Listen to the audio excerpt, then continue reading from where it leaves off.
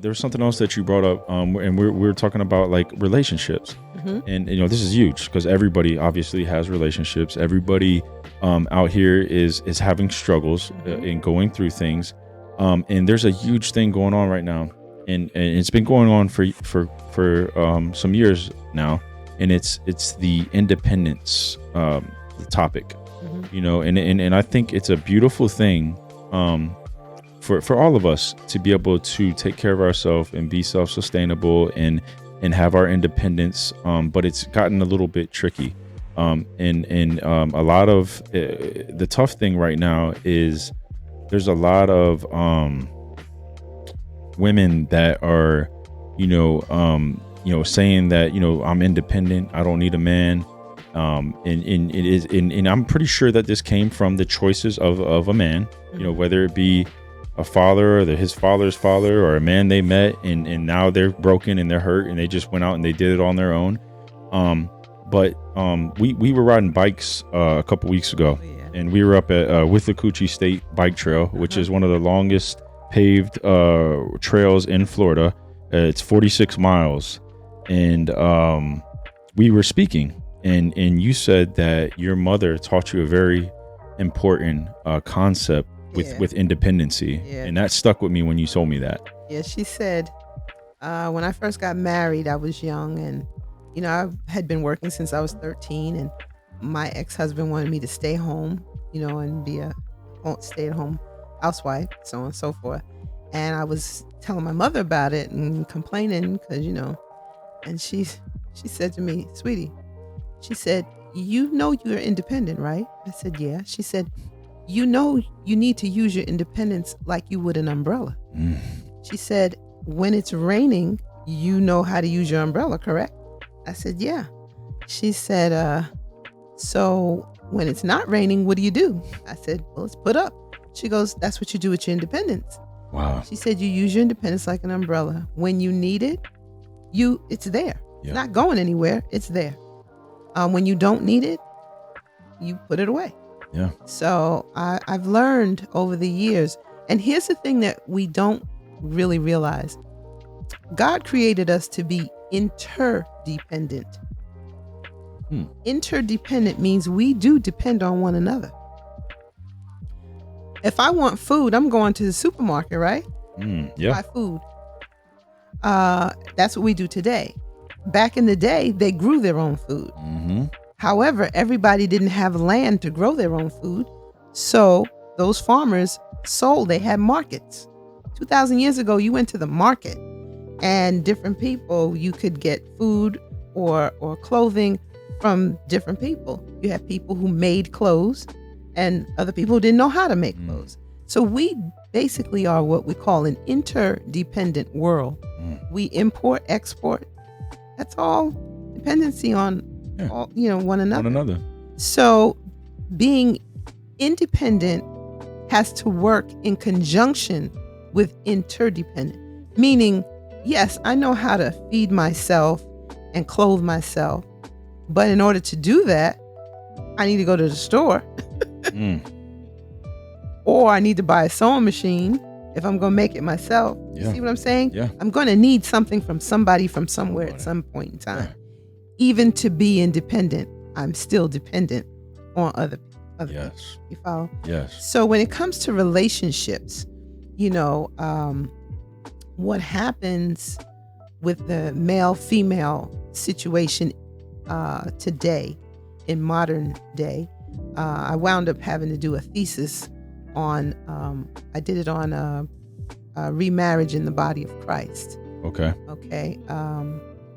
Courtship and remarriage in the body of Christ. And in my studies, what I learned is nowadays everybody dates. I'm going on a date or I'm dating.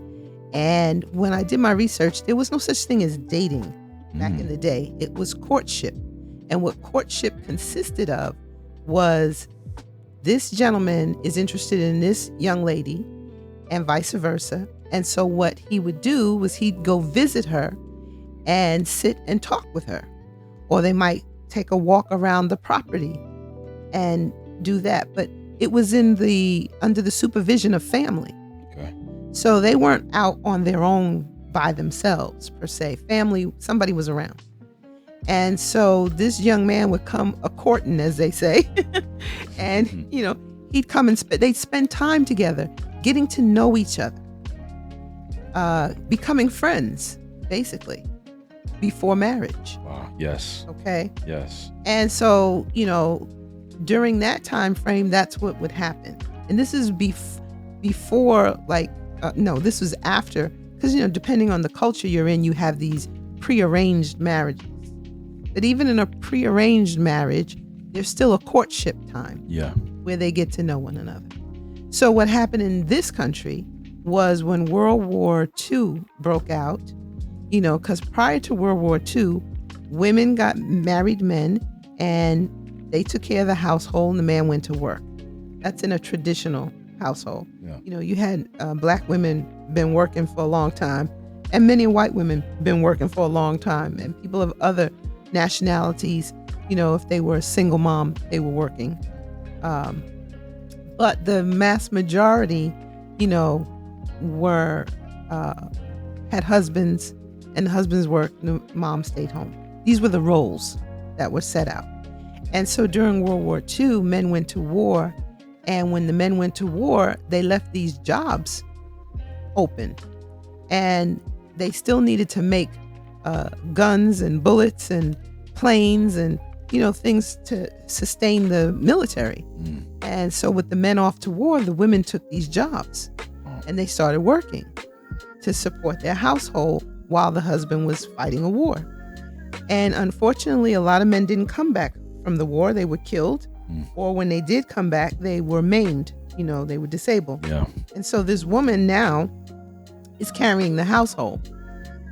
And so this is where roles started to get reversed. And this is also where courtship kind of started dying out and dating came in. Because what happened is we had an agricultural society prior to, where people worked on the farm. They had farms and they had a lot of kids, and they took care of the farm. Well, when industry hit up north, people went up north to get these industrial jobs, working in these factories, because we were manufacturing things in this country. And so they had these, jobs. So men went north and got these jobs. And so when that happened, you're now moving into these cities, and cities didn't have houses with all this land and space around them. So you had apartments. So families are now living in these apartments, and you had like 4 and 5, sometimes 6 people in a 2-bedroom apartment. Yeah. And so when it came time to, and this is like after World War II, when it came time to try and, I'm interested in this young lady, well, there's no room in the house to sit and talk. Yeah. There's no extra room or space. So they would go out, and they'd go out, and that's what became dating. Because now they're leaving the house and they're going out on their own. That's also when baby boomers, I'm a baby boomer. Yeah, yeah. So what that means is that's when there was an influx of babies being born. Obviously. Because they're out on their own. They're out on their own. Yeah, it's and like they're dating no and supervision. And no supervision. Yeah. Exactly. Wow. Things got out of hand. So that's when dating came about. Now you come and you take that person out. Yeah. So the guy would come pick her up and go for a walk, or if he had a car, they'd go park, all that kind of stuff. And so that's when that came about. So dating involved more sexual activity than courtship did. Yeah. Okay. And also during the same time, the roles are now becoming a little reversed, because women are now working. They're in the workforce. And a lot of women didn't want to give up those jobs when the war was over. And so more women got into the workforce. So then we fast forward, and that was the 40s and 50s. Now we fast forward to the 70s, and we have women's lib, where women were fighting for, their equality, to get equal pay for equal work, and fighting to just get a job that, a man could do, and not necessarily a construction job per se, but even in corporate, certain jobs, they put jobs aside for women as secretarial. type Okay. positions, but to run a company or to be a manager in a company, that wasn't a big thing back then. And so in the 70s, that came about. Okay, and so now you got women's lib going with, we don't need a man because we can do XYZ, and we're burning bras and we're taking care of ourselves. And so now women are hitting corporate America and having careers, and they might be the breadwinner now. Now they may be making more money than the husband or the man, and he's now Mr. Mom. So in the 80s, you had the Mr. Mom thing because women are now in corporate America, and she met a man that doesn't make as much as she does. So now he stays home with the kids and she's out working. So now the roles are getting kind of wonky. Yeah. And so, the divorce rate just started going up and up over the years with regards to that, because nobody understands God's purpose for marriage anymore. Yeah. And, the purpose for marriage was for a man and woman to come together and to have a family and, to be fruitful and multiply, keep things going. So keep society going. Yeah. But there were roles that each had to play. There is Dr. Miles Monroe. He is. Oh, I love him. Yeah, he's passed away, but he left a Incredible. legacy of work. Yes. And he has a book called The Power and Purpose of a Man. And he has another one called The Power and Purpose of a Woman. Yes. And it's incredible when I always advise my marital counseling couples. I want him to read her book. Okay. Her to read his book. I believe we should read both. I've read both, The Power and Purpose of a Man and The Power and Purpose of a Woman. And when you do, you understand God's purpose for marriage. Yeah. And when you understand it, then you're better equipped to be in a marriage. A lot of people jump to marriage not understanding what it's about and what it entails. And it's work involved in marriage, but if you have the right perspective, it doesn't have to be, it could be gratifying work. So with all that being said, something that stuck out to me was like, we need to get back to courtship. Yeah. From what you said, like I think that's one of the big things that we can do to start changing things. Yes. Is to get back to courtship. And we need, and the other thing is that hits me now that we're speaking about it, is we can't feel guilty as parents to have supervision over our children when they're dating and all that, because what's going on is like, they'll make you feel bad. They'll try to make you feel bad for like, oh, so-and-so's doesn't get that, and so-and-so doesn't have supervision over them. Yep. Oh, well, I'm not so-and-so. I'm not so-and-so. Yeah. I'm your mother, I'm your father. Yes. I'm your father. Yep. And my buddy said this the other day too, Donovan. He said, he's like, you want to change the world real quickly. He's like, you take away technology, sex, and money. And if you think about that, like money and sex if used incorrectly, can be bring out ill intentions. Oh yeah. And it's like, so when you remove that, the intentions are pure. And that's what we have to get back to, is having pure intentions. Yeah. What's your why?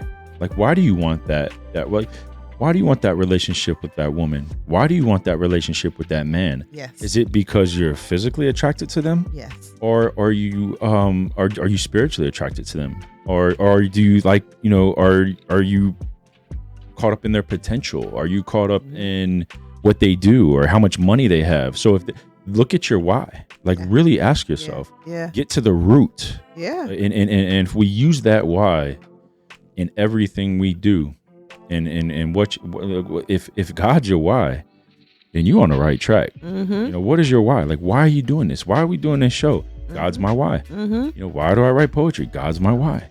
So like, ask yourself, and he's the only sustainable source. We just spoke on that. It's like, and just in my walk, a lot of the things that you're saying, and I know you've been a huge influence on me. naturally I've been discovering these things, but we can get thrown off course, you know, and when the wrong energies come in and things like that. And it's just like how it takes a mustard seed of faith. Yeah.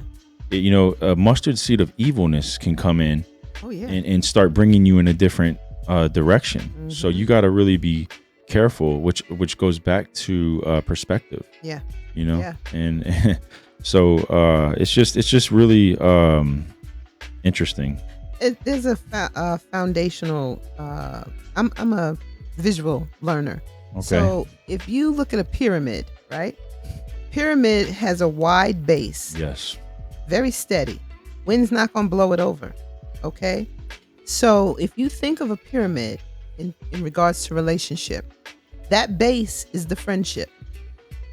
That base is what that courtship establishes.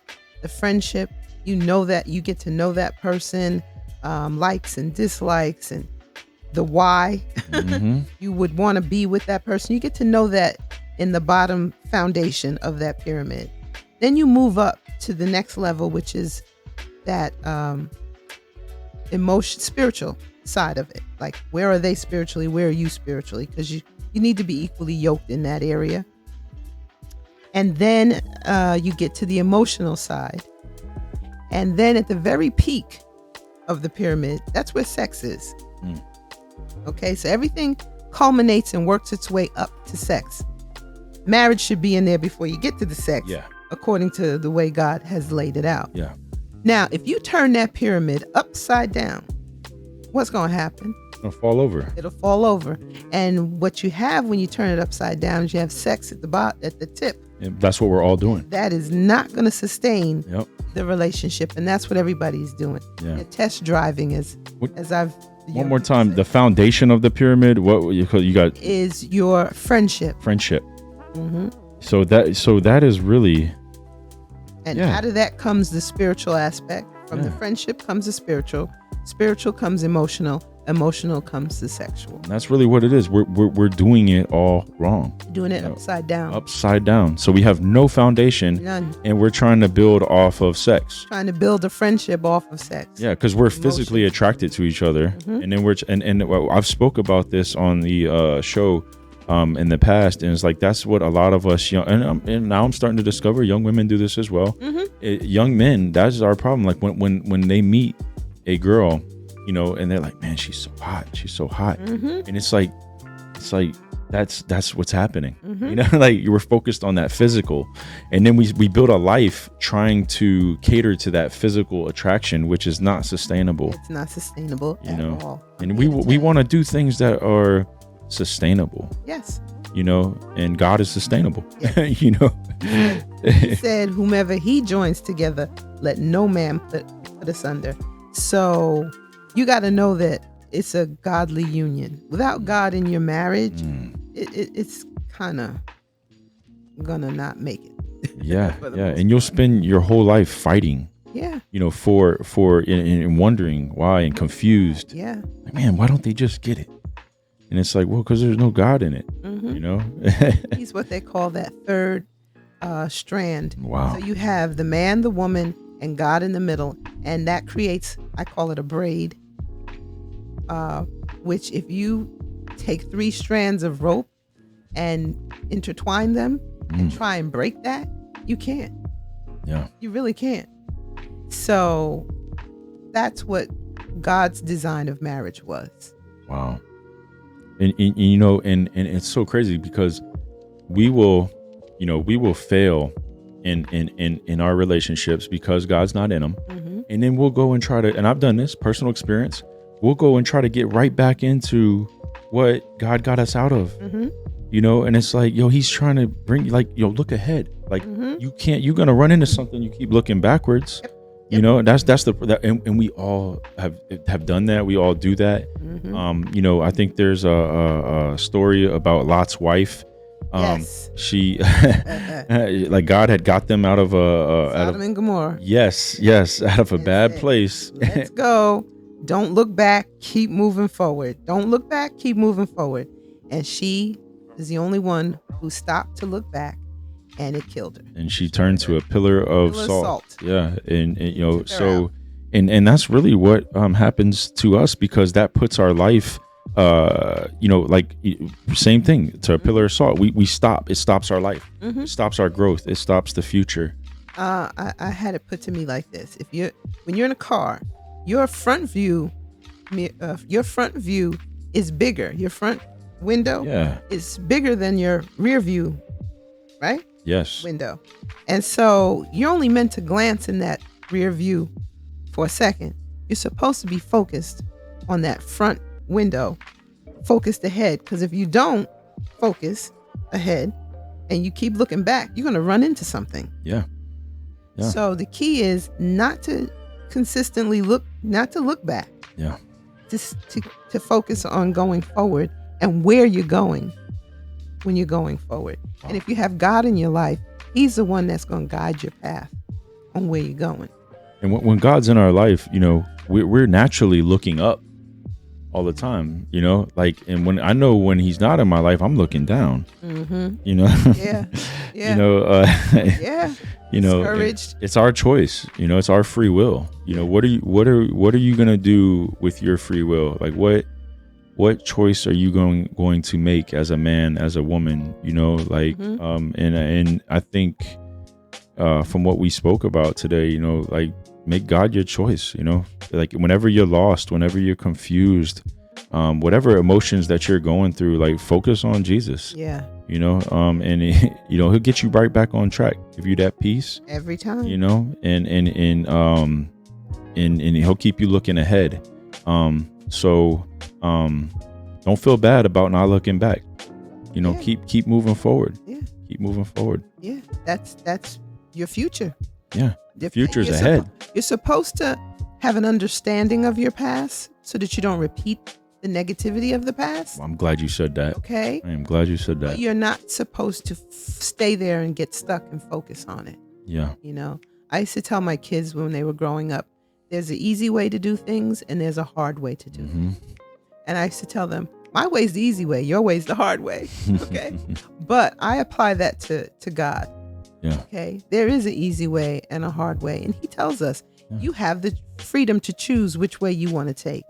God says, my way, what did He say? My yoke is easy. My burden is light. That's what God tells us. Yeah. Okay. So His way is the easier way.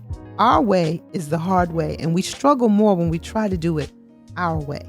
And again, like I said, the choices that we make, we want to blame God for when it doesn't work out. Yeah. When the choices we make that are opposite of His perspective, and it doesn't work out, now we want to blame Him. Yeah. And that's not how that should go. He's a good Father, and Really He's gonna give us what we need, not always what we want. If I'm a parent. My mom used to always say this: what might feel good to you or look good to you is not necessarily good for you. Yes. Okay. And that's where our flesh gets us in trouble, because it looks good, it feels good, we think it's good for us, but it's not. Wow. And it goes back to also sometimes it ain't about us, like you said. It's selfless.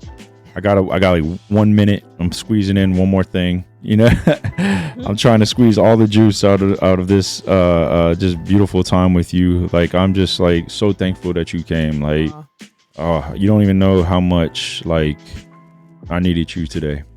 So get me a little emotional. God did. Yeah, He did. He did. He's been like. That's why I didn't reschedule. I pushed like and it's like that's what I'm starting to realize too, is like right when you're about to break, if you just push through that, there's a breakthrough. Yes, and He's giving me a breakthrough right now because I was breaking. Yeah. And He's putting the soldiers, around me. You're a soldier, and He's like, He's putting you guys around me to be like, yo, David, come on, let's go, keep going. Like, yeah. You're tripping. You're tripping, man. But and I spoke on this before. This really explained love to me, and it's 1 Corinthians 13:4-8, and it's a scripture that I truly love. And it's love is patient, love is kind. It does not envy, It does not boast. It is not proud. It does not dishonor others. It is not self-seeking. It is not easily angered. It keeps no record of wrongs. Love does not delight in evil, but rejoices with the truth. It always protects. It always trusts. It always hopes, and it always perseveres. So like that explained love to me. That's whole love. It is love. That is whole love. Yes, it is. And that's what God teaches us. Yes. Because we're out here, like the earthly way is a bunch of broken love. It's a bunch of broken pieces. And you could spend the rest of your life picking up pieces and trying to put them together, or you can plug into the spirit and you can understand whole love, and you can get there quicker.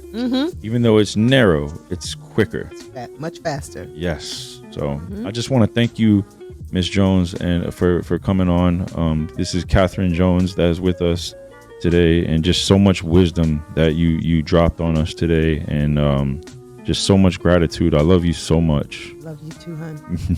I'm so proud. Is there anything? God is smiling. Is there anything else you would like to say or get off? Nope. I love the way that you ended it with Corinthians 13. It's one of my favorites. Wow. Well, I love you. Thank you. Love you too. Hey guys, thanks for tuning in. You can catch all of our episodes on YouTube and Spotify at Better Gents Podcast, and follow us on Instagram, TikTok, and Twitter at Better Gents Pod. Thank you and take care.